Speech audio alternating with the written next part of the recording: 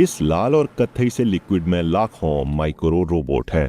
Professor Barna उजल के एडलमान और उनकी टीम मानव कोशिकाओं के समूहों के बीच माइक्रोस्कोप के नीचे माइक्रो रोबोट को निर्देश दे सकती है। हमारे माइक्रो रोबोट किसी मानव कोशिका की तरह ही गोल और नरम है। ये हिल सकते हैं, कोशिकाओं को सक्रिय कर सकते हैं और इन्हें वायरलेस तरीके से नियंत्रित किया जा सकता है। माइक्रो रोबोट्स मानव बाल के व्यास के लगभग आधे होते हैं और इन्हें कंप्यूटर के बजाय भौतिक और रासायनिक प्रक्रियाओं से नियंत्रित किया जाता है।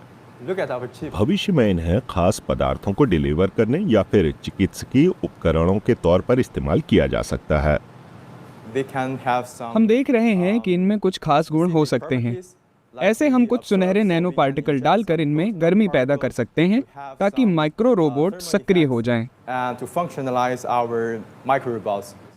एक उद्देश्य है कैंसर रिसर्च में इनकी मदद लेना। माइक्रो रोबोट्स को कैंसर कोशिकाओं से जुड़ने का निर्देश दिया जा सकता है, जैसे आप नीले और पीले रंगों में देख सकते हैं। भविष्य में लेजर के जरिए इनसे ज्यादा प्रभावी इलाज किया जा सकता है।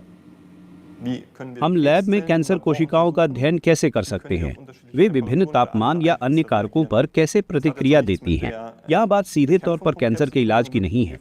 लैब में व्यक्तिगत कैंसर कोशिकाओं को बेहतर ढंग से समझनी है, जिससे अधिक प्रभावी दवाएं और इलाज विकसित करने में मदद मिले। एक दिन यही माइक्रो रोबोट एक ट्रांसपोर्ट सिस्टम की तरह काम कर सकते हैं, जो खास कोशिकाओं तक दवा पहुंचा सके या किसी अंग तक ऊतकों को पहुंचाकर उसे ठीक कर सके। मैं स्टेम सेल्स पर काम कर रही हूँ ताकि उन स्टेम सेल्स को हृदय कोशिकाओं में विभेदित किया जा सके और फिर शायद हम इन माइक्रोजेल को सेल इंजेक्शन के लिए, स्टेम सेल थेरेपी के लिए और रीजेनरेटिव मेडिसिन के लिए एक उपकरण के रूप में इस्तेमाल कर सकें। फिलहाल म्यूनिख में ये बायो इंजीनियर पेट्री डिश में टिश्यू कल्चर के साथ काम कर रहे हैं, लेकिन जल्द ही इनमें से लाखों माइक्रो रोबोट मानव शरीर में जाकर कैंसर और अन्य बीमारियों के इलाज में मदद कर सकेंगे।